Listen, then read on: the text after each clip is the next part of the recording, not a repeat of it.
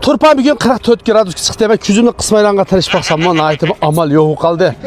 Ne kadar mümkün emas. Şununla közeni takıp aldı. Ana olsa size etmek ne? Küzünün karşılığını gösterip çıkamdık ekranğa. Küzünün karşılığını çıkartıp ne?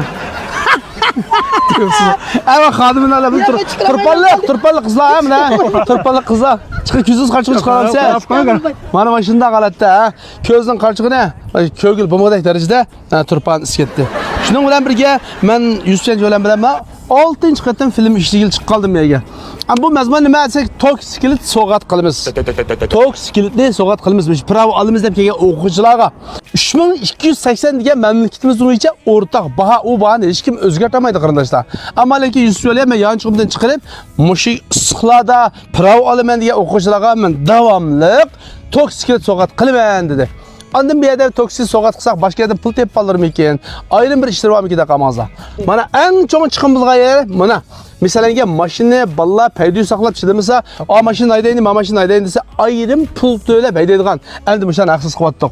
Taklidi maması meşgulda maşın. A kendisi taklidi intam eriş maşinisi. İntam maşinisi o şaş layılarken doğru mu? Ama müşan hem haksız. Ama onun da sırt çıkımları desek Natkiz 15'e 20'ye dedim çıkımları var biz resim çöş, bu çıkımlar olan özünüze kıvelinize bakıttım. Kolumuzdan kiliçe en çok toksik soğat kıldık. Şu okuyucular bu kadar ölçen desek onu kesip ahlakı boğan yüzçölen öz depesi nimnim ölçüm var ballaniki. Ballaniki ölçümü 18 yaştan yukarı oluş gerek. Savad buluş gerek değil mi? Savad buluş gerek. Yine okuş bilen to'liq topshirgan bo'lish kerak. Okey. 3280 degan pul to'lasingizlar ala toksiklikdan so'g'at qilamiz. Andin ko'miydan boshlab eng oxirgi darajaga prav qo'lingiz tekkicha bir qo'lliq 7 holatda tarbiyalab mangadi. Andin nurg'ulg'an umaq singillarimiz bir şey chiqib prav olish jarayonlarida boshqa bolalar chaqchaq qo'yamdikan yoki biz axloqsiz ishlab boqalamdikan deb ota-onalar ansiraydigan bunday ishlar bor. Ansirmangizlar, bilib ota-onalar xotirjam bo'lingizlar. O'sha ahvoti ikkisi umaq singillarimizni mana shu ayol jo'layan o'z bir qo'liq tarbiyalaydi. Bir qo'liq tarbiyalaydi qizlarni. Aloqalish numaringizdan 131 1995 42 32. Telefon undar birdak. To'g'ri. Anaqsam shu yigitlar, shu ay kelishgan yigitlarni shay chiqqanda qizlar azdir ketamikin deb ansiraga ota-onalar xotirjam bo'lingizlar.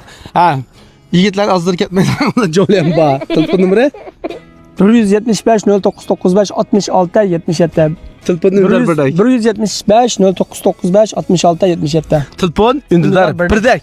Bizdagi jo'grafiyalik o'rnimiz olib qolsa, Turpan shahridagi Xo'shin maktab rayoni.